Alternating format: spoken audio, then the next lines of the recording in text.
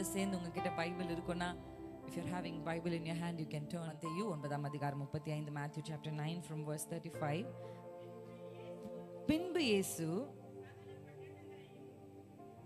கிராமங்களையும் சுற்றி நடந்து ஜெப ஆலயங்களில் உபதேசித்து ராஜ்யத்தின் சுவிசேஷத்தை பிரசங்கித்து ஜனங்களுக்கு உண்டாயிருந்த சகல வியாதிகளையும் சகல நோய்களையும் நீக்கி அவர்களை சுஸ்தமாக்கினார். ஹல்லேலூயா. இயேசு கிறிஸ்து என்ன செய்தார் என்பதை ரொம்ப அழகா இந்த வசனத்துல அப்படியே ஒரு கிளஸ்டரா நமக்கு கொடுத்திருக்கிறாங்க. இயேசு பட்டணங்கள் தோறும் சுற்றி திரிந்து என்ன பண்றாரு? உபதேசிக்கிறார், ராஜ்யத்தை குறித்து பிரசங்கிக்கிறார், ஜனங்களுக்கு உண்டாயிருக்கிற வியாதியிலிருந்து அவர்களை சுஸ்தமாக்குகிறார், அவர்கள் நோயிலிருந்து அவர்களுக்கு விடுதலை கொடுக்கிறார். நம்ம எல்லாருக்கும் தெரியும், பிசாசின் கட்டுகள் இருந்து என்ன பண்றாரு? விடுதலையை கொடுக்கிறார்.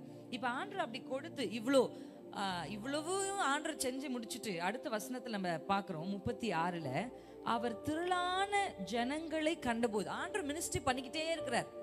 ஏன்னா 3.5 வருஷம் அவர் செய்த ஊழியம், அவர் மினிஸ்ட்ரி செஞ்சுட்டே இருக்காரு, இங்க சுகப்படுத்திட்டே இருக்காரு, உபதேசிச்சுட்டே இருக்காரு. யோசிச்சு பார்த்தா கண்டிப்பா டயர்டா இருக்கும். ஆமாவா இல்லையா? நம்ம சும்மா தான் பஸ்ல ஏறி உட்காரோம், பஸ் டிரைவர் தான் ஓட்டுவார். ஆனா ஒரு இடத்துல இருந்து இன்னொரு இடத்துக்கு பிரயாணம் பண்ணி போய் உட்கார்ந்த உடனே உங்களுக்கு அழைப்பு வருது. உண்மையா இல்லையா? இயேசு உங்களையும் என்னையும் போல எப்படிதான் இருந்திருக்காரு? இதே மாம்ச சரீரத்துல இருந்திருக்காரு. இவ்வளோ வச்சு செஞ்சுக்கிட்டே இருக்கிறார். இயேசு ஓய்வில்லாம செஞ்சுக்கிட்டே இருக்கிறார். ஆனா திரும்பி பார்த்தா இன்னும் திரளான ஜனங்கள் அதுக்காக வெயிட் பண்ணிட்டு இருக்காங்க. அல்லேலூயா. அவர் ஊழியம் செய்து பார்க்கிறாரு, இன்னும் திரளான ஜனங்கள் வந்து கொண்டே இருக்கிறாங்க. நோயோடு வருகிறாங்க, பிசாசின் கட்டுகளோடு வருகிறாங்க, வியாதிகளோடு வருகிறாங்க, அவருடைய உபதேசத்தை கேட்டு ராஜ்யத்தை குறித்து அறிந்து கொள்ள வருகிறாங்க. இப்ப நம்ம இந்த வசனத்தை வாசிக்கும் போது அவர் திரளான ஜனங்களை பார்க்கிறார். இப்ப என்ன நினைக்கிறாருன்னா, Jesus was limited in this physical body. இந்த மாம்ச சரீரத்தில் இயேசு இந்த பூமிக்கு வந்தபொழுது அவருக்குன்னு சில லிமிடேஷன்ஸ் இருந்துச்சு. ஆமா தானே? இயேசுவால ஒரே இடத்துல எல்லா இடத்துல ஒரே டைம்ல எல்லா இடத்துலயும் இருக்க முடியாது. ஏன்னா அவர் மாம்ச சரீரத்தில் இருந்தார். இந்த மாம்ச சரீரத்தில் அவர் இருந்ததுனால அவருக்கு சில லிமிடேஷன் இருந்தது. அவருக்கு 24 மணி நேரம் தான் இருந்தது. மனுஷனை கர்த்தர் நேரத்துக்கு உட்படுத்தி வைத்தார். தேவனுக்கு நேரம் இல்லை. அல்லேலூயா. நம்ம தானே? நமக்கு குரோனோஸ், அவருக்கு கைரோஸ். நமக்கு என்ன நேரம்? நம்ம நேரமே வேற, அவருடைய நேரம். மனுஷனை உண்டாக்கி மனுஷன், அப்ப ஆண்டருக்கு வந்து 24 மணி நேரம் பத்தல. எவ்வளவு நேரம் பிரசங்கித்தாலும் இன்னும் பிரசங்கிக்க வேண்டியது இருக்கு. எத்தனை பேரை சுகப்படுத்தினாலும் இன்னும் சுகப்படுத்த வேண்டியது இருக்கு. எத்தனையோ பேரை சுகமாக்கி விடுதலை அளித்தாலும் இன்னும் விடுதலை ஆக்குறதுக்கு ஜனங்க வந்துட்டே இருக்காங்க. இன்னும் இவ்வளவு ஜனங்க மீதி இருக்காங்களா? திரளான ஜனங்களை அவர் பார்த்தபோது அவர்கள் மேய்ப்பன் இல்லாத ஆடுகள் போல சிதறப்பட்டவர்களுமாய் இருக்கிறது. தொய்ந்து போனவர்களும் so tired and weary. ரொம்ப தொய்ந்து போய் சிதறி இருக்கிறத ஜனங்க பாக்குறாங்க. இன்றைக்கு இப்ப சமீபத்துல நான் ஆண்டவர் எனக்கு சில ஜபங்களை கற்றுக் கொடுப்பார். எப்பவுமே நம்ம ஒரு பேட்டர்ன்ல நம்ம ப்ரே பண்ணுவோம். இங்க இருக்கிற எல்லாருமே அப்படி ஒரு ஜபங்களை நீங்க செய்து கொண்டிருப்பீங்கன்னா நான் உங்களை உற்சாகப்படுத்துகிறேன். பரிசுத்த ஆவியானவருக்கு இடம் கொடுத்து ஆவியானவர் ஜபிக்கிறதுக்கு நீங்க உங்க உதடுகளை விட்டு கொடுக்கணும். ஆமென். நீங்க அப்படி விட்டு கொடுக்கும் பொழுது ஆண்டவர் உங்களுக்குள்ள இருந்து ஜெபிப்பார். அப்படி நிறைய வித்தியாசமான ஜப விதங்களை எனக்கு ஆண்டவர் கற்றுக் கொடுப்பார். இப்ப சமீபத்துல நான் ஜெபித்து கொண்டிருக்கும் போது என்னுடைய தனிப்பட்ட ஜபத்துல ஆண்டவர் எனக்கு இப்படி என்ன ஜெபிக்க வச்சார். என்னன்னா, ஆண்டவரே, நீங்க ஒரு காரியத்தை எப்படி பாக்குறீங்களோ உங்களை போலவே நான் அதை பார்க்க எனக்கு உதவி செய்யுங்க. அல்லேலூயா. நீங்க ஒரு மனுஷனை எப்படி பாக்குறீங்களோ அப்படி நான் பார்க்கணும்னு நான் ஆசைப்படுறேன். ஆமென். ஒரு வசனத்தை, ஏன்னா நான் ஒரு வசனத்தை வாசிச்சுட்டு இருந்தேன். அந்த வசனத்தினுடைய வார்த்தையை வந்து நிறைய பேர் வித்தியாசமா விகற்பமா பிரசங்கிக்கிறாங்க. ஆனா அந்த வசனத்தை எழுதின ஆவியானவர் எந்த நோக்கத்தோடு அதை எழுதினார் இல்லையா? அப்படிதானே? இப்ப இந்த மேல இருக்கிற இந்த ஸ்டாண்ட் வச்சுக்கலாம். இதை உருவாக்கும் போது இது இப்படிப்பட்ட ஒரு நோட்டை வச்சு ஒருத்தங்க ப்ரீச் பண்றதுக்கு யூஸ் ஆகுன்ற நோக்கத்தோடு தான் என்ன பண்ணிருப்பாங்க, இதை உருவாக்கி இருப்பாங்க இல்லையா? அப்ப அதை விட்டுட்டு நான் இதை தலைக்கீழா போட்டு நிக்க வச்சா அது எதுக்குமே பிரயோஜனம் இல்லாம போயிடும். ஆமா தானே? அப்படி ஒவ்வொரு வசனமானாலும் எப்படி நீங்க அதை எழுதுனீங்களோ அந்த வெளிச்சத்தை எனக்கு தாங்க. அதை அப்படியே நீங்க எதற்காக எழுதுனீங்களோ அதை அப்படியே புரிந்து கொள்ள. நீங்க ஒரு மனுஷனை பார்க்கும் பொழுது நீங்க எப்படி பாக்குறீங்களோ அந்த மாதிரியே நான் பார்க்கணும். ஒரு சூழ்நிலையை நான் பார்க்கும்போது நீங்க எப்படி பாக்குறீங்களோ அப்படி நான் பார்க்கணும். எனக்கு அப்படிப்பட்ட கண்களை தாங்க. எத்தனை பேர் அப்படி ஆசைப்படுறீங்க இன்னைக்கு நான் கேட்கும் போதே? ஆமென். அவரை போல நான் பார்க்க ஆரம்பிச்சிட்டேன்னா என் வாழ்க்கையில ஆண்டவர் எனக்கு நிறைய பிரச்சனைகளுக்குரிய, நீங்க வேதத்துல நிறைய பேர் அப்படி இருக்காங்க, தேவனுடைய பார்வையில் பார்த்தவர்கள். ஆமென். அந்த அந்த ஆட்டிடியூட் தான் ரொம்ப ரொம்ப ரொம்ப ரொம்ப முக்கியமானது. இப்ப சமீபத்துல நான் வந்து சில காரியங்களை தியானிக்கும் பொழுது சிங்கம் ஏன் ராஜாவா இருக்கு அப்படின்னு தியானிச்சு யோசிச்சுட்டு இருந்தேன். அப்படி ராஜாவா இருக்கும் போது சிங்கத்தை விட பலமுள்ள மிருகங்கள் எங்க இருக்கு? காட்டுக்குள்ள இருக்கு. சிங்கத்தை விட உயர ஹைட்டா இருக்கிற மிருகங்கள் காட்டுக்குள்ள இருக்கு. சிங்கத்தை விட நல்ல பல்கா இருக்கிற மிருகங்கள் காட்டுக்குள்ள இருக்கு இல்லையா? நல்ல வேகமா சிங்கத்தை விட ஓடுகிற மிருகங்கள் அந்த காட்டுக்குள்ள இருக்கு. ஆனா இவைகள் எல்லாவற்றையும் விட சிங்கம் தான் என்னதான் இருக்கு? ராஜாவா இருக்கு. என்ன அப்படி காரணம்னா என்ன சொல்றாங்கன்னா சிங்கத்துடைய ஆட்டிடியூட். அதுதான் பைபிளும் நமக்கு சொல்லுது. பைபிள் என்ன சொல்லுதுன்னா ஒன்றுக்கும் பின்னடையாதான் சிங்கம். அல்லேலூயா. என்ன வந்தாலும் அது பின்னாடி போகாது. நீ எவ்வளவு பெரிய யானையா இருந்தா கூட என்ன பண்ணாதா? ஒன்றுக்கும் அது பின்னடையாது. அது வந்து தோற்றத்தை, அதுக்கு என்ன தெரியுமா? ஏன் பெரிய யானையும் அது போய் கழுத்தை பிடிச்சு வேட்டையாடுது. எவ்வளவு உயர்வா இருக்கிற ஒட்டகச்சிவியும் பிடிச்சு வேட்டையாடுது.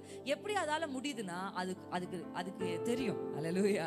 அதனுடைய பலம். ஆமென். இன்றைக்கு நிறைய நேரங்கள்ல நமக்கு அப்படிப்பட்ட எண்ணங்கள் இருக்கணும். அதான் ரொம்ப அழகான பாடல்ல நிறைய பாடல்கள். இப்ப கூட அருமையான ஊழியக்காரர் இருப்பாங்க, இயேசுவின் பின்னே போக துணிந்தேன், நான் பின்னோக்கி என்னான். அல்லேலூயா. இன்னைக்கு நிறைய பேர் இயேசு விட்டு தன்னுடைய காலை பின்னாடி வைக்கிறாங்க. சோதனைகள், போராட்டங்கள், பிரச்சனைகள் வரும்போது நம்ம எடுத்து பின்னாடி என்ன பண்றோம்? காலை வைக்கிறோம். இன்றைக்கு கையை அசைச்சு சொல்லுங்க, எதற்காகவும் நான் உம்மை விட்டு பிரியவே கூடாதப்பா. நல்ல விசுவாசத்தோட. இன்னும் சில கைகளை நான் பார்க்கவே இல்லை. ஆமென். நாம் இருக்கிறது கடைசி காலத்துல. கடைசி காலத்துல உபத்திரவங்கள் சபைகளுக்கு பெருகும். தேவனை நேசிக்கிறவர்கள் துன்பப்படுத்தப்படுவார்கள். ஆமென். ஆமென். சோ இந்த காலகட்டம் தான் நம்ம என்ன புரிஞ்சுக்கணும்னா, எவ்வளவு அழகா நம்ம பாடணும்ல, போராட்டம் பாடுகள் நம் வாழ்வில் வந்தாலும் சோர்ந்திடவே வேண்டாம். நம்ம மனசுல எப்பவுமே யோசிக்கணும், இல்ல நான் சோர்ந்து போவது இல்லை. அல்லேலூயா. ஆமென். அப்படிப்பட்ட எண்ணங்களை கர்த்தர் உங்களுக்கு தருவாராக. இப்ப இயேசு ஜனங்களை பார்க்கும்போது இவர்கள் பாவிகள், இவர்கள் வியாதி உள்ளவர்கள், இவர்கள் வந்து பிசாசுனா அடிமைப்பட்டவங்க அப்படி பார்க்கல. இயேசு எப்படி பார்த்தார்னா இவங்க ஆடுகளாக பார்த்தார். அல்லேலூயா. இரண்டாவது அடுத்த வசனத்துல வாசிக்கும் பொழுது தம்முடைய சீஷர்களை நோக்கி அறுப்பு மிகுதி, வேலையாட்களோ கொஞ்சம் என்றார். இப்ப அந்த ஜனங்களை பார்க்கும்போது அவங்கள மனுஷர்களா ஜனங்களா பார்க்கறத விட அவங்கள ஒரு ஹார்வெஸ்டா ஆண்டவர் பார்த்தார். என்னவா பார்த்தாரு? அறுப்பு. ஒரு பெரிய விளைந்து நிற்கிற ஒரு களத்தை போல அந்த ஜனங்களை பார்க்கிறார். இப்ப இவ்வளவு ஜனங்கள் இருக்கிறாங்க, ஆனா இந்த பிசிக்கல் பாடியில இருக்கிற என்னால இவ்வளவு பேருக்கும் என்ன செய்ய முடியாது? தேவனுடைய ராஜ்யத்தை கொண்டு போக முடியாது. நீங்க எல்லாரும் என் கூட சேர்ந்து ஏசாயாவுல ஒரு அதிகாரத்துக்கு நேரம் அவங்க கவனத்தை நான் திருப்ப போறேன். ஏசாயா எடுத்துக்கலாமா? எனக்கு பக்கம் திருப்புற சத்தமே கேட்கலையே. ஓகே, எடுத்து வாசிக்கலாம். ஏசாயா நம்ம எல்லாருக்கும் தெரிந்த ஒரு அற்புதமான ஒரு வேத பகுதி. 6ஆம் அதிகாரத்தை வாசிப்போம். 6ஆம் அதிகாரத்துல முதல் வசனத்தை நான் வாசிக்கிறேன். உசியா ராஜா மரணமடைந்த வருஷத்தில் ஆண்டவர் உயரமும் உன்னதமான சிங்காசனத்தின் மேல் வீற்றிருக்க கண்டேன். அவருடைய வஸ்திர தொங்கலால் தேவாலயம் நிறைந்திருந்தது. 2ஆம் வசனத்தை நம்ம வாசிக்கும் பொழுது சேராபீன்களுக்கு மேலாக நின்று ஒவ்வொருவரும் அவ்வாறு சட்டைகள் இருந்தது. 2 பேர் முகத்தை மூடி 2 சட்டைகளால் அவங்க கால்களை மூடி 2 சட்டைகளால் பறந்து கொண்டு என்ன சொல்றாங்க? ஒருவரை ஒருவர் நோக்கி. அந்த வார்த்தை என் கூட சேர்ந்து எல்லாரும் வாசிக்கலாமா? 3ஆம் வசனத்தை சத்தமா வாசிப்போமா? சேனைகளின் கர்த்தர் பரிசுத்தர், பரிசுத்தர், பரிசுத்தர், பூமி அனைத்தும் அவருடைய மகிமையால் நிறைந்திருக்கிறது என்று கூப்பிட்டு சொன்னார்கள். அவங்க அப்படி கூப்பிட்டு சொல்லும் போது அங்க என்ன நடந்தது அப்படின்னா, கூப்பிடுகிறவருடைய சத்தத்தினால் வாசல்களின் நிலைகள் அசைந்து ஆலயம் புகையினால் நிரம்பியது. அவ்வளவு பயங்கரமான சத்தம். நல்ல அவங்க தேவனை துதிக்கிற சத்தம். இன்னைக்கு நிறைய பேருக்கு வெக்கம். ஆண்டவரை துதிக்கிறதுக்கும் கர்த்தருடைய நாமத்தை சொல்றதுக்கும் அவரை துதிச்சு பாடுறதுக்கும் நல்ல கைகளை தட்டுறதுக்கும் கைகளை உயர்த்துறதுக்கும் நிறைய பேர் வெக்கப்படுறாங்க. ஆமென். உங்களுக்கு தெரியுமா, என் கைகளை நான் தூக்கணும்னு நீங்க நினைக்கும் போது உங்க கை தூக்குது பாருங்க, நீங்க ஒரு அதிசயம். ஏன் கையை தூக்கணும்னு மனசுல நினைச்சாலும் கை தூக்க முடியாத சில பேர் இருக்கிறார்கள். நடக்கணும்னு ஆசைப்பட்டாலும் கால்கள் எடுத்து வைக்க முடியாத சில பேர் இருக்கிறாங்களா இல்லையா? நீங்க அப்படிப்பட்டவர்களை பார்த்திருக்கிறீங்களா பார்க்கலையா? ஆனா நீங்க நினைத்த உடனே உங்க கைகள் உயர்ந்துவதும், நீங்கள் நினைத்த உடனே உங்கள் கால்கள் நடப்பதும், நீங்க பேசணும்னு நினைச்ச உடனே உங்க உதடுகளில் இருந்து வார்த்தை வருகிறதும் அது தேவ கிருபை. எத்தனை பேர் நீ கைகளை அசைச்சு ஹல்லேலூயா என்னை நீங்க வாழ வைத்திருக்கிறீங்களேப்பா, நான் உமக்கு நன்றி சொல்கிறேன். என் கை அசைவது ஒரு அதிசயம், என் கால்கள் நடப்பது ஒரு அற்புதம். உங்க கிருபை இல்லைன்னா நான் நிற்க முடியாது. ஹல்லேலூயா. அவ்வளவு பிரம்மாண்டமான தேவன். அவருடைய வஸ்திர தொங்கலால் தேவாலயம் நிரம்பி இருக்கிறது. இவர்கள் போடுகிற சத்தம் அப்படியே எல்லாம் அசைகிறது, புகை மூழுகிறது. இவ்வளவு பிரம்மாண்டமான தேவன். அடுத்த வசனத்தை வாசிக்கும் போது ஏசாயா பயப்படுறாரு. அவ்வளவுதான், என் கதையே முடிஞ்சது. இவ்வளவு பிரம்மாண்டமான தேவன். இப்ப அவருடைய வாயிலிருந்து என்ன வார்த்தை வருது நீங்க யோசிச்சு பார்த்திருக்கீங்களா? இப்ப ஒரு மீட்டிங் இருக்கு அப்படின்னா அதுல ஒரு ஸ்பெஷல் கெஸ்ட், ஒரு முக்கியமான நபர் வராரு அப்படின்னா, ஒரு தேசத்துக்கு தலைவரோ அப்படின்னு நீங்க வச்சுக்கலாம். அவர் வராருன்னா அவர் வாயிலிருந்து என்ன வார்த்தை வருதுன்றதை எல்லாரும் என்ன பண்ணுவாங்க? அதுக்கு முன்னாடி பேசுறவங்க, அதுக்கு அப்புறம் பேசுறவங்க, வாழ்த்துறை சொல்றவங்க, அப்பெல்லாம் கூட லெத்தாஜிக்கா எல்லாரும் உட்காந்துருப்பாங்க. ஆனா பேச வேண்டிய முக்கியமானவர் பேச வேண்டிய நேரத்தில் எப்படி இருப்பாங்க? அலர்ட்டா என்ன சொல்ல போறாரு அப்படின்னு பார்ப்பாங்க. இப்ப இவ்வளவு பிரம்மாண்டமான தேவன் என்ன சொல்ல போறாருன்றதான் ரொம்ப முக்கியம். வாசிக்கலாமா? 8ஆம் வசனத்துல ஆண்டவர் சொல்ற வார்த்தையை பாருங்க.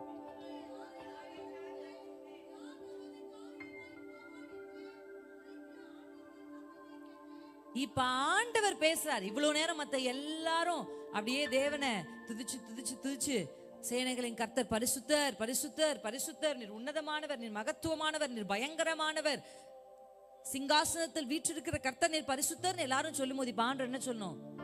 நான் பரிசுத்தர், நான் பயங்கரமானவர் அப்படியெல்லாம் ஆண்டவர் சொல்ல. ஆண்டவர் ஒரு வார்த்தையை சொல்றார், நான் யாரை அனுப்புவேன்? ஆமென். யாரை? அவருக்கு எல்லாமே செய்ய முடியும். அவரால் செய்யக்கூடாத காரியம் ஒண்ணு இருக்கா? அவரால் எல்லாமே செய்ய முடியும். ஆனா அவருடைய உள்ளம் என்ன தேடுது? அவருடைய உதடு என்ன சொல்லுதுன்னா, நான் யாரை அனுப்புவேன்? யார் என் காரியமாய் போவார்? ஏன் அப்படி ஆண்டவர் சொல்றாரு? ஏன் அவரே தலையிட்டு செயல்பட மாட்டாரா? அவர் நினைச்சதா நீங்க யோசிச்சு பாருங்க. இயேசு கிறிஸ்து நினைச்சிருந்தா ஒரே நிமிஷத்துல அவருடைய வல்லமை இந்த பூமிக்கு விளங்க செய்து இந்த முழு உலகத்தையும் ரட்சிப்புக்குள்ள கொண்டு வர முடியும். முடியுமா? முடியாதா? அவரால் முடியும். அவரால் முடியும். He can manifest his power.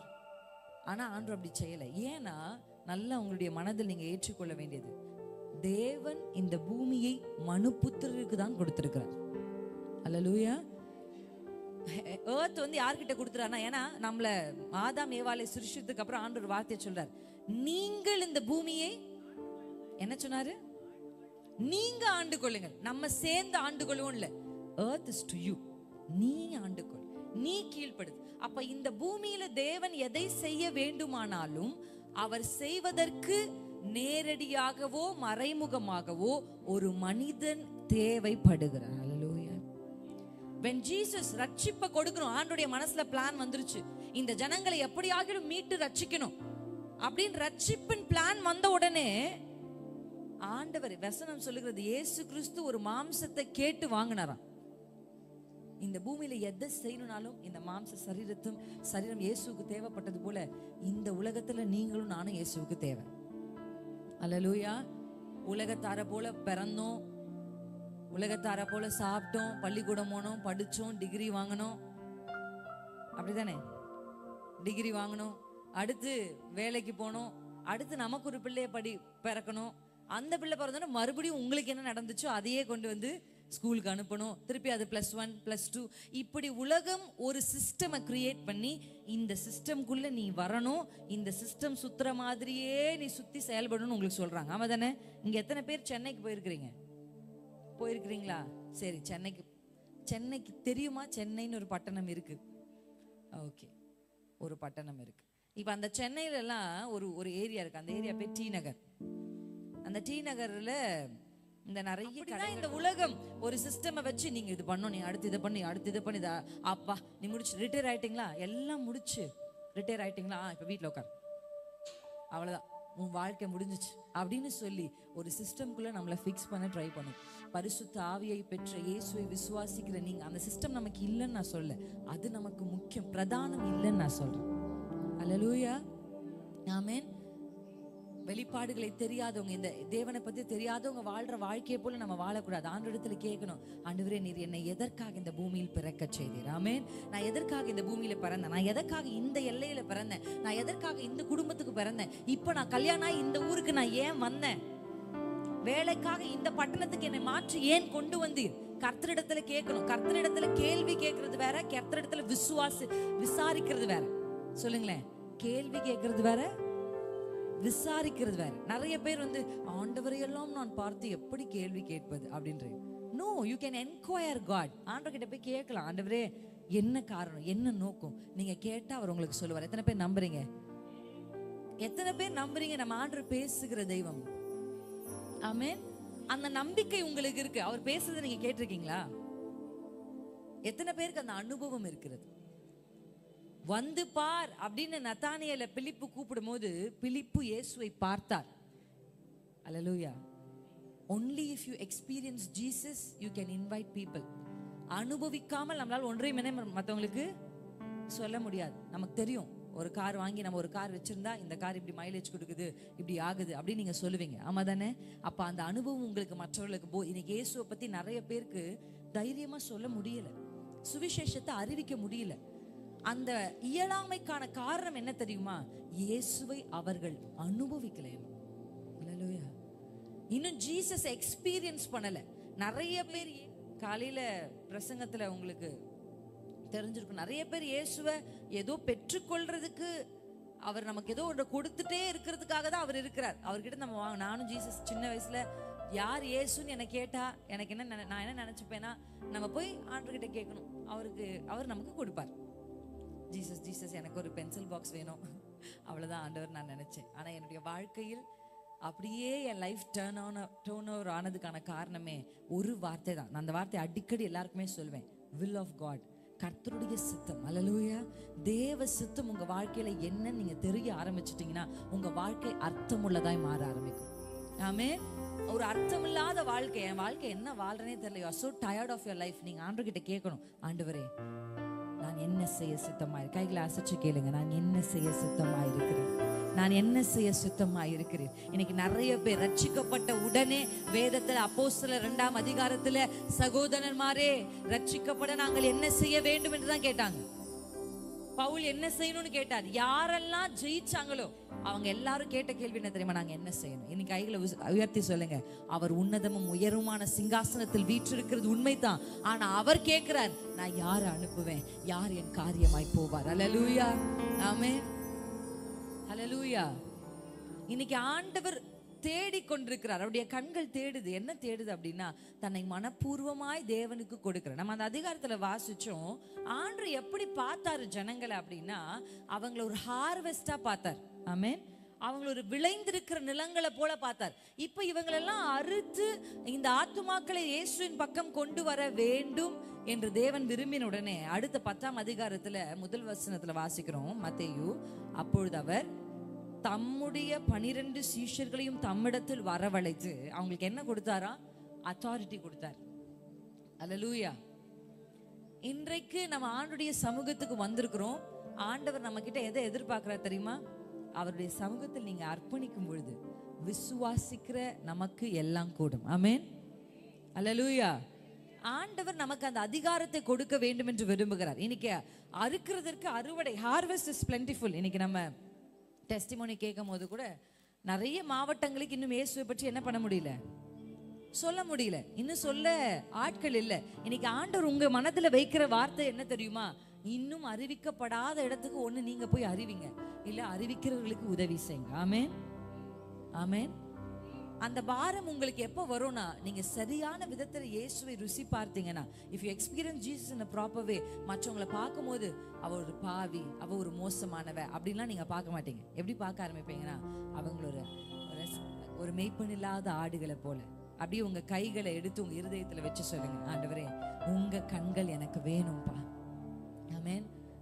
ஒரு அறுக்கிறவனுக்கு ஒரு முதல் குணமே என்ன தெரியுமா? ஆண்டவரை போல பார்க்கணும். கம்பேஷன். ஆண்டவரிடத்துல கையை அப்படியே இருதயத்தை வச்சு சொல்லுங்க, எனக்கு ஒரு கம்பேஷனட் ஹார்ட்டை கொடுங்க, ஒரு மனதுருக்கத்தின் இருதயத்தை எனக்கு கொடுங்க. ஆமென். இன்றைக்கு அநேக கிறிஸ்தவர்களுக்கு இல்லாத ஒரு விஷயம் என்னன்னா இந்த கம்பேஷன் தான். அந்த நாட்கள்ல நீங்க சுற்றிலும் இங்க பாருங்க, எத்தனை மிஷனரி மார்களை பற்றி எழுதி ஒட்டி இருக்கிறாங்க. இவங்கெல்லாம் தங்களுடைய சொந்த ஜனத்தை விட்டு தன் பிள்ளைகளை கொண்டு வந்து சாக கொடுத்து இந்த பூமியில நம்முடைய இந்த தேசத்துல இவ்வளவு பெரிய காரியத்தை செய்ததுக்கான அடிப்படை என்ன தெரியுமா? முதல்ல அவங்களுக்கு தேவன் மேல் இருந்த அன்பு. ஆமென். இரண்டாவது, அந்த அன்பின் கண்களோடு ஜனங்களை பார்க்கும்போது அவங்களுக்கு வந்த அந்த கம்பேஷன். ஹல்லேலூயா. கடைசி காலத்துல என்ன தணிந்து போகும் தெரியுமா? பணம் தணிந்து போகாது. கடைசி காலத்துல என்ன இருக்காது? ஒன்னு அன்பு இருக்காது, இல்ல ரெண்டாவது விசுவாசம் இருக்காது. It is very hard to find love and faith. நீங்க மற்ற எல்லாமே பாருங்க, எதை வேணும்னாலும் இப்ப நீங்க பெற்றுக்கொள்ளலாம். அப்பெல்லாம் வெளியூர்ல இருந்து ஒரு பொருளை வாங்கிட்டு வந்து நம்ம கையில ஒண்ணு கொடுத்தாதான் உண்டு. இன்னைக்கு எந்த தேசத்தினுடைய பொருளையும் உங்களால உட்கார்ந்த இடத்துல இருந்தே வீட்டுக்கு கொண்டு வர முடியுமா? முடியாது. ஆமா, உங்களுக்கு பணம் இருந்தா போதும். இன்னைக்கு பணம் ஈஸியா கிடைக்குது, இன்னைக்கு உடைகள் ஈஸியா கிடைக்குது, இன்னைக்கு எல்லாமே ஈஸியா கிடைக்குது. ஆனா நீங்க தேடி கிடைக்காத ஒரு காரியம் என்ன தெரியுமா? அது அன்பு தான். ஆமென்.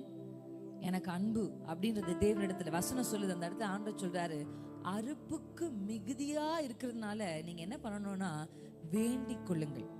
பைபிள்ல சில விஷயங்கள் நம்ம வேண்ட தேவையே இல்லை, அது நமக்கு தானா கிடைக்கும். ஆமா தானே? உண்மையா இல்லையா? ஆண்டவர் சொல்றாரு, என்ன சொல்றாருன்னா, நீங்க முதலாவது தேவனுடைய ராஜ்யத்தையும் அதனுடைய நீதியும் தேடுங்கள், மற்றவைகள்லாம் உங்களுக்கு என்ன பண்ணப்படும்? கூட கொடுக்கப்படும். இதுக்காகலாம் உட்கார்ந்து நீங்க ரொம்ப எஃபர்ட் போட்டெல்லாம் என்ன பண்ண வேண்டியதில்லை, ஜெபிக்க வேண்டியதில்லை. ஆண்டவரே அன்றன்றுள்ள ஆகாரத்தை இன்று எங்களுக்கு தாரும், அவ்வளவுதான், முடிஞ்சிச்சு. Simple prayer. ஆனா ஒரு சில விஷயங்கள் நீங்க கர்த்தரிடத்துல கேட்கணும். என்ன கேட்கணும்? நான் பைபிள்ல நிறைய முறை இந்த வார்த்தையை சொல்லிருக்கேன், ஞானத்தை கேட்கணும். ஆமென், ஆமென்.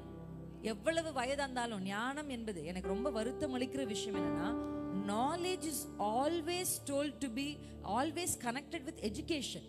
எப்பவுமே ஞானம்னு வந்தாலே அது எங்க கொண்டு போய் சேர்த்துறது? நம்ம படிப்புக்கு தான். ஞானம்னு ஒரு வார்த்தை கேட்டாலும் அது படிப்பு. ஞானம்னு எங்க வசனம் கேட்டாலும் அது படிப்புக்கு.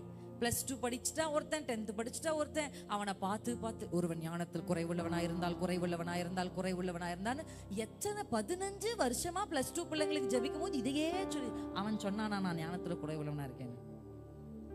we always take wisdom எடுத்து எஜுகேஷனோட தான் சேர்த்து வச்சு பேசும்.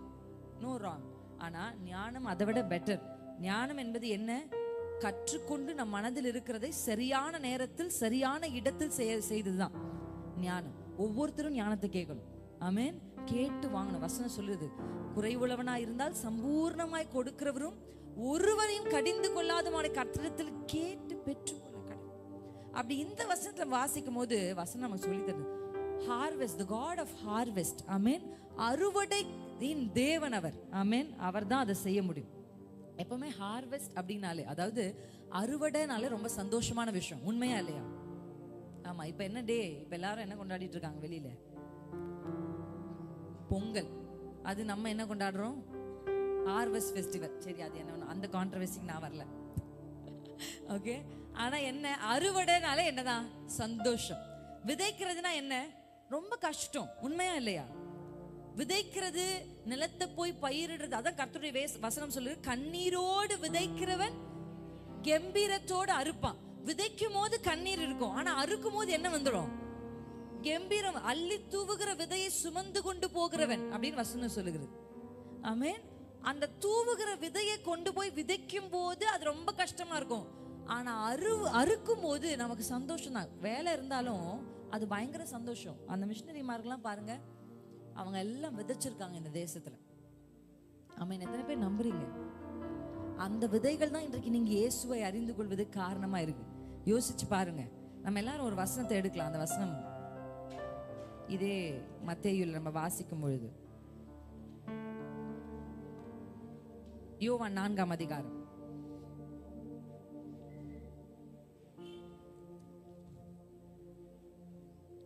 38ஆம் வசனத்துல, நீங்கள் பிரயாசப்பட்டு பயிரிடாததை அறுக்க நான் உங்களை அனுப்பினேன். மற்றவர்கள் பிரயாசப்பட்டார்கள், அவருடைய பிரயாசத்தின் பலனை நீங்கள் பெற்றீர்கள். அல்லேலூயா. இன்னைக்கு அவங்க எல்லாரும் விதைச்சிட்டு போயிருக்காங்க. நமக்கு முன்னாடி இருந்த ஊழியர்கள், நமக்கு முன்னாடி இருந்த மிஷனரிமார்கள் வார்த்தைய, ரத்தத்தை எத்தனை பேர் அது அறிந்திருக்கு? they have shed their blood. அதெல்லாம் இந்த நிலத்துல விதையா இருக்கு. இப்ப அறுவடை காலம் வந்து விட்டது. ஒரு பெரிய சந்தோஷத்தின் காலத்துக்கு கர்த்தர் உங்களை அழைக்கிறார். இந்த காலத்துல ஒரு பெரிய வேலையெல்லாம் கிடையாது. ஆமென். now it is easy. அப்பெல்லாம் ரொம்ப கஷ்டம். இப்ப நம்ம அங்க கேக்குறோம்ல, அவங்களுடைய பட்டணத்துல ரொம்ப கஷ்டம் பிரசங்கிக்கிறது. ஆனா உங்களுக்கும் எனக்கும் easy. you can say about Jesus to your friend. பக்கத்து வீட்டு அக்காக்கு சொல்லலாம். அந்த அக்கா வந்து இப்படியெல்லாம் இல்ல, அப்படியெல்லாம் இப்படின்னு சொல்லும்போது நீங்க ஒரு வார்த்தை இயேசு பற்றி சொல்லலாம். உங்களுக்கு வாய்ப்புகள் இருக்கிறது. இங்க யாரும் உங்க கழுத்துல கத்தி வச்சு இயேசு மறுதலின்னு சொல்லல. நல்ல ஆப்பர்ச்சுனிட்டிஸ் கர்த்தர் கொடுத்திருக்கார். ஒரு அறுவடையின் நாட்களுக்கு, ஒரு சந்தோஷமான காலத்துல கர்த்தர் உங்களை வச்சிருக்கிறார். இந்த என் டைம்ல ஆண்டவர் உங்களை அறுக்கிறவர்களாக, அல்லேலூயா, யாரோ ஒருத்தர் விதைச்சதை நீங்க அறுக்க கர்த்தர் அழைக்கிறார். எத்தனை பேர் ஆமென்னு சொல்றீங்க? அல்லேலூயா. வளர்ந்திருக்கிற இந்த அறுக்கிறவர்களை குறித்து நான் வாசிக்கும் போது எனக்கு ரொம்ப சந்தோஷமா நான் பார்த்த ஒரு விஷயம். அப்போஸ்தலர் 8ஆம் அதிகாரத்துல பிலிப்பு என்கிற ஒரு மனுஷன் வந்து, பிலிப்பு சமாரியாவில் இருக்கிற ஒரு பட்டணத்துக்கு போறார். அதுக்கு முந்தைய வசனத்துல வாசிக்கும் போது 4ஆம் வசனத்துல, சிதறி போனவர்கள் எங்கும் திரிந்து சுவிசேஷ வசனத்தை பிரசங்கிக்கிறார்கள். அப்படி சிதறி போகும்போது பிலிப்பு சமாரியாக்கு போறாரு. சமாரியாவில் என்ன நடக்குதுன்னா, அதிசயங்களை ஜனங்கள் கேட்டு அவனால் சொல்லப்பட்டவைகள் ஒருமனப்பட்டு கவனித்தார்கள். அநேகர் இருந்த அசுத்த ஆவிகள் மிகுந்த சத்தத்தோடு புறப்பட்டு அவர்களை விட்டு புறப்பட்டது. அநேக திமிர்வாதக்காரரும் சப்பானிகளும் குணமாக்கப்பட்டார்கள். 8ஆம் வசனத்தை சத்தமா எல்லாரும் சேர்ந்து வாசிக்கலாமா? அந்த பட்டணத்திலே மிகுந்த சந்தோஷம் உண்டாயிடுச்சு. Hallelujah. Harvest brings a great joy. Hallelujah. பெரிய சந்தோஷம். கர்த்தர் இன்றைக்கு நம்முடைய ஒவ்வொரு இந்திய தேசத்தில் இருக்கிற ஒவ்வொரு பட்டணங்களிலும் சந்தோஷம் வரணும். ஆமென். எத்தனை பேர் அதை விரும்புறீங்க? இன்னைக்கு சந்தோஷத்தை ஜனங்கள் they search in alcoholல தேடுறாங்க சந்தோஷத்தை, தவறான உறவுகள்ல தேடுறாங்க சந்தோஷத்தை, சூதாட்டங்கள்ல தேடுறாங்க சந்தோஷத்தை. ஆனா ஒரே ஒரு அற்ப காலங்களுக்கு அந்த சந்தோஷம் இருந்து அதுக்கப்புறம் அந்த சந்தோஷம் என்ன பண்ணிடும்? மறைஞ்சு போயிடும். நித்திய சந்தோஷத்தை தருகிற ஜனங்க தான் நீங்க. இன்னைக்கு நிறைய பேருடைய கிறிஸ்தவர்களுடைய முகத்தை பார்த்தா அப்பா அப்பா அப்பா, அந்த முகத்தை பார்க்கும்போதே, அந்த சோர்வான முகத்தை பார்க்கும்போதே ஏற்கனவே சோர்ந்து வர்றவங்க அப்படியே சோர்ந்து போயிடும். நிறைய பேர் சிரிச்சா பரிசுத்தம் போயிரும், சிரிக்கிறது கூட இல்ல. people ஒருத்தரை பார்த்தா அக்கா சிரிக்கிறதே இல்ல, ஐயா சிரிக்கிறதே இல்ல, அப்படின்றார். ஸ்மைல் இல்ல. நமக்குள்ள இருக்கிற ஆவியானவர், அல்லேலூயா. எல்லாரும் ஒருவரை கல்லெறிந்து கொல்லணும், இவ வயசுத்தனம் பண்ணா இவளை கல்லெறிஞ்சு கொல்லணும் போது இயேசு அப்படி பார்க்கல அவளை. அல்லேலூயா. எல்லாரும் அவளை கூனின்னு பார்க்கும்போது இயேசு அவளை ஆபிரகாமின் குமாரத்தியா பார்த்தார். எல்லாரும் இவன் லஞ்சம் வாங்குறவனு பார்க்கும்போது கர்த்தர் அவனை ஆபிரகாமின் குமாரனா பார்த்தார். அல்லேலூயா. இன்னைக்கு எல்லார போல ஜனங்களை பார்க்கறவங்களா நம்ம இருக்க கூடாது. உங்க வலது கையை இருதயத்துல வச்சு சொல்லுங்க, ஆண்டவரே உங்க அன்பு எனக்குள்ள வரணும்பா, உங்க மனதுருக்கும் எனக்குள்ள வரணும்பா, சந்தோஷத்தை உண்டாக்குறவளா நான் இருக்கணும். ஆமென். ஒரு பிரதான குவாலிட்டி என்ன தெரியுமா? you have to become a carrier of God's presence. கர்த்தருடைய பிரசன்னம் வந்து God's presence, ஆவியானவர் manifest ஆனார்னா அந்த இடத்துல மிகுந்த சந்தோஷம் உண்டாகும். அல்லேலூயா. எத்தனை பேர் ஆமென்னு சொல்றீங்க? கர்த்தரால் அந்த சந்தோஷத்தை தேசத்தில் இருக்கிற சகல பட்டணங்களுக்கும் கொண்டு வர முடியும். அறிவிக்கிற பிலிப்புகள் ஆயத்தமாக இருந்தால், இயேசுவை சுமக்கிற பிலிப்புகள் ஆயத்தமாக இருந்தால், கர்த்தருடைய அபிஷேகத்தை பெற்றிருக்கிற பிலிப்புகள் ஆயத்தமாக இருந்தால், ஆண்டவர் உங்கள் வழியா becoming a channel of blessing, ஆசீர்வாதமா இருப்பதை இப்ப கிறிஸ்தவ சமுதாயம் நினைக்குது. ஒரு வீடு கட்டிட்டு அது ஆசீர்வாதம், நிலங்கள் வாங்கிட்டு அது ஆசீர்வாதம், குறிப்பிட்ட தொகை அக்கவுண்ட்ல இருந்து ரிட்டையர் ஆகும்போது அது ஆசீர்வாதம், நகைகள் இருந்தால் அது ஆசீர்வாதம், 4-5 பிள்ளைங்க இருந்தா அது ஆசீர்வாதம் அப்படின்னு நினைக்கிறாங்க. அதெல்லாம் நிச்சயமா ஒரு ஆசீர்வாதம். உங்க எல்லாருக்கும் அந்த ஆசீர்வாதம் கிடைக்கட்டும். ஆமென். ஆனா இவைகள் எல்லாவற்றுக்கும் மேலாக, அல்லேலூயா, நான் ஆசீர்வாதமாய் இருப்பது அது நெக்ஸ்ட் லெவல். ஆமென். ரிசீவரா இருந்தே வாழ்க்கையில பெற்றுக்கொள்கிறவர்களாகவே இருக்கிறது இல்ல, கொடுக்கிறவர்களாக மாறணும். இன்னைக்கு ஆண்டவர் உங்க இருதயத்துல பேசி கொண்டிருக்கிற விஷயம் என்ன தெரியுமா? பிலிப்புக்களை போல கர்த்தருடைய சந்தோஷத்தை பட்டணங்களுக்கு கொண்டு போகிற, உங்களால பெரிய பெரிய பட்டணங்கள்ல போய் மைக்க பிடிச்சி ஸ்ட்ரேஞ்சரை பிடிச்சி இயேசுவை பற்றி சொல்ல முடியினாலும் உங்க பக்கத்து வீட்டுக்காவது அந்த சந்தோஷத்தை கொண்டு போகிறதுக்கு கர்த்தர் இன்றைக்கு உங்களை அழைக்கிறார். அல்லேலூயா, ஆமென். சத்துருக்களை சமாதானமாக்குற ஒரு அனாயிட்டிங் கர்த்தர் உங்க மேல இன்னைக்கு கொடுக்கட்டும். ஆமென், ஆமென். உங்களை எதிர்க்கிறவர்கள் உங்களிடத்துல வரும்படி கர்த்தர் செய்வாராக. யாக்கோபை எதிர்த்தாரு லாபானும் அவனுடைய பிள்ளைகளும், ஆனா தேடி வந்து ஒப்புரவாக கர்த்தர் செஞ்சார். உண்மையா இல்லைங்களா? ஆமென். ஈசாக்கை துரத்தின ராஜா ஈசாக்கை தேடி வந்து ஈசாக்கோடு ஒப்புரவாக கர்த்தர் செஞ்சார். எது காரணமா இருந்தது? அவர்கள் தேவனுடைய சித்தத்தை நிறைவேற்றினார். ஏசேக்க கேட்டா கொடுத்துட்டாரு, சித்தனாவை கேட்டா கொடுத்துட்டாரு. ஆமென். இன்னைக்கு ஆண்டவர் உங்களிடத்தை எதிர்பார்க்கிறார். பிலிப்பு எப்படி பட்டணங்களுக்கு சந்தோஷத்தை கொண்டு போய், இது எப்படி முடிஞ்சிச்சு அப்படின்னா, பேதுரு பிலிப்பு எல்லாருமே உங்களை என்ன போலதான் இருந்தாங்க. யார் பெரியவன், அது அவங்களுக்குள்ள ஒரு பிரச்சனை. ஐயோ 4 அப்பம் 5 அப்பம் 2 மீன் தான் இருக்கே, இதை வச்சு எப்படி சாப்பிடுறது, இது அவங்களுக்கு ஒரு பிரச்சனை.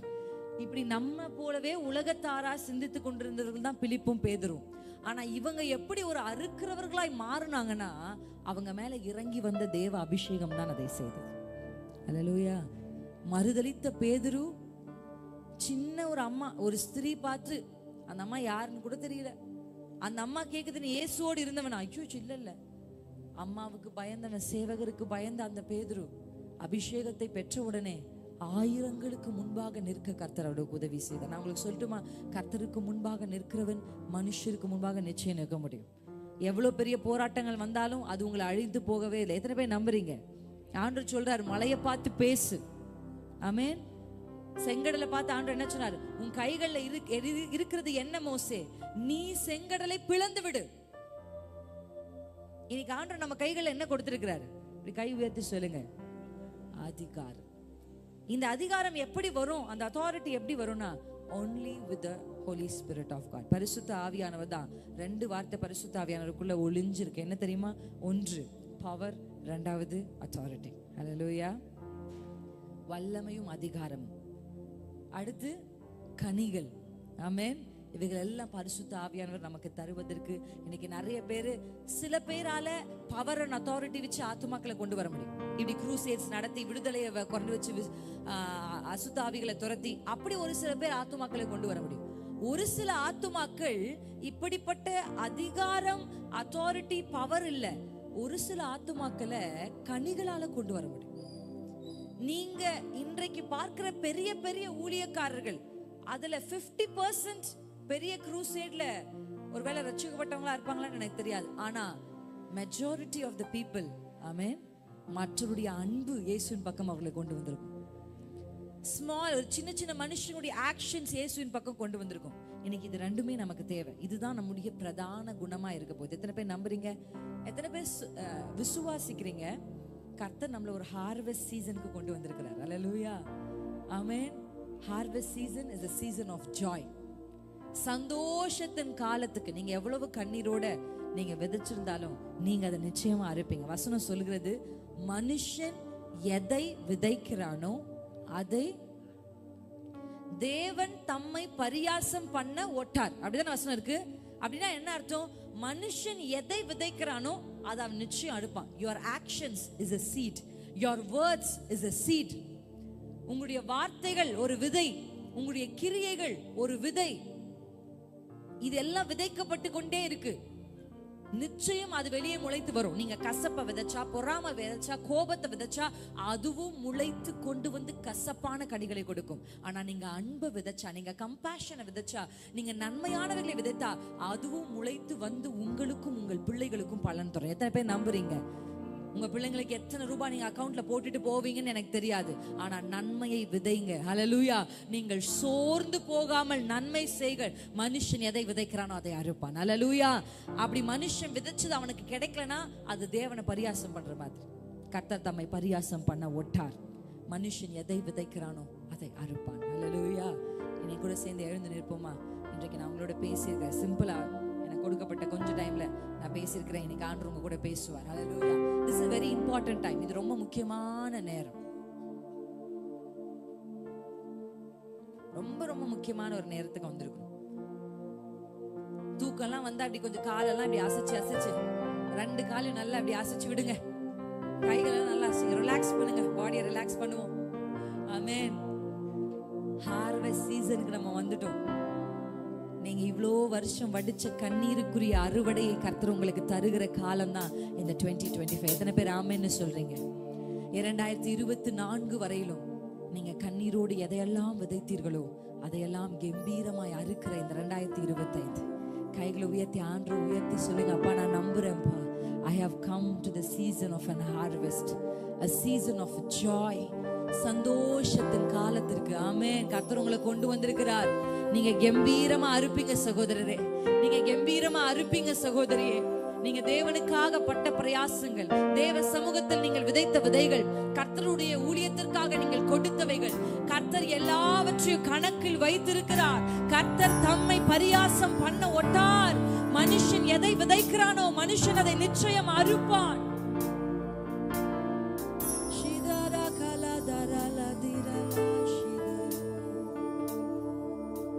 ஆண்டவரே எனக்கு உதவி செய்யுங்க. பரிசுத்த ஆவியானவரை வரவேற்று, பரிசுத்த ஆவியானவரை வரவேற்று அப்பா எனக்கு உதவி செய்யுங்க. Fill me with power and authority. Fill me with compassion. மனதுருக்கத்தினால் என்னை நிரப்பும். உம்முடைய அன்பினால் என்னை நிரப்பும்.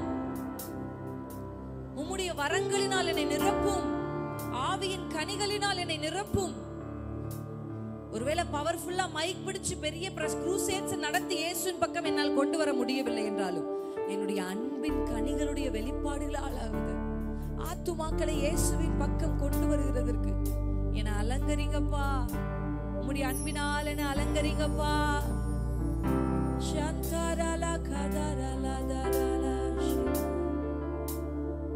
ஆவியானவரே, ஆவியானவரே, கர்த்தர் இன்றைக்கு நம் நடுவுல நம்மோடு பேசி இருக்கிற வார்த்தை அறுப்பு மிகுதி. மாம்ச சரீரத்தில் இயேசு வந்தபோது he had some limitations. அவரால் எல்லா தேசத்துக்கும் இந்த 3.5 வருஷத்துக்கு பிரயாணம் பண்ணி போக முடியாது. அவரால் இருக்கிற உலகத்தில் இருக்கிற எல்லா ஜனங்களையும் சந்தித்து ராஜ்யத்தின் சுவிசேஷத்தை சொல்ல முடியாது. அதற்காக தான் இயேசு இன்றைக்கு உங்களை அழைக்கிறார். பரிசுத்த ஆவியானவர், அவருக்குள் இருந்த அதே பரிசுத்த ஆவியானவர் இன்றைக்கு உங்களுக்குள்ளும் இருக்கிறார். உங்கள் வழியாக பரலோகத்தின் திட்டங்களை நிறைவேற்ற கர்த்தர் சித்தமுள்ளவராய் இருக்கிறார். தேவனை அறியாதவர்கள் வாழ்வது போல ஒரு வாழ்க்கையை வாழ்ந்து முடித்து போவதற்கு நீங்கள் அழைக்கப்பட்டவர்கள் அல்ல. There's a purpose. நீங்க இயேசுவை அறிந்ததற்கு ஒரு purpose இருக்கு. நீங்க இயேசுவை பிடித்துக் கொண்டதுக்கு ஒரு purpose இருக்கு. கர்த்தர் உங்களை அபிஷேகித்ததற்கு ஒரு நோக்கம் இருக்கிறது. தேவன் உங்களை தற்செயலா இந்த கூட்டத்திற்கு கொண்டு வரவில்லை, ஒரு நோக்கத்தோடு கொண்டு வந்திருக்கிறார். மனுஷன் விதைக்கிறதை மனுஷன் அறுப்பான். கர்த்தர் உங்களை அறுக்கிறவளாய் கொண்டு வந்திருக்கிறார். உங்களுக்கு முன்பாக இயேசு விதைச்சிட்டு போயிருக்கார் இந்த பூமியில. அவருடைய ரத்தத்தை விதைத்து விட்டு போயிருக்கார். அவருடைய வார்த்தை என்கிற வசனத்தை விதைத்து விட்டு போயிருக்கிறார். அதெல்லாம் நீங்க அறுக்கணும்னு ஆண்டவர் விரும்புறார்.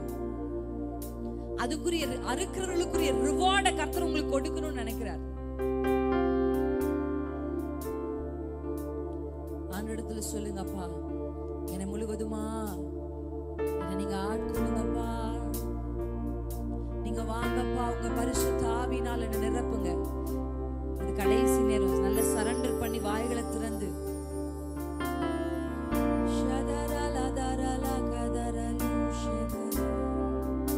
அப்பா என்னை நான் அர்ப்பணிக்கிறேன். வாலிப பிள்ளைங்க இருப்பேன்னா நீங்க உங்களை அர்ப்பணித்து ஆண்டவருடைய சமூகத்தில் பேசுங்க. என்னை நீங்க நிரப்புங்கப்பா, என்னை நீங்க நிரப்புங்க ஆண்டவரே. உங்களுடைய பிரசன்னத்தினால் என்னை நிரப்புங்க, நீங்க நிரப்புங்க ஆண்டவரே. Thank you Jesus Lord. Thank you Jesus Holy Spirit of God. ஆண்டவரே உமக்கு நாங்க நன்றி சொல்லுகிறோம். எங்களை நீ நிரப்பும் அப்பா. ஆவியே வாருமே, ஆவியே வாருமே. சொல்லலாமா இந்த வார்த்தையை கூட சேர்ந்து? ஆவியே வாருமே, ஆவியே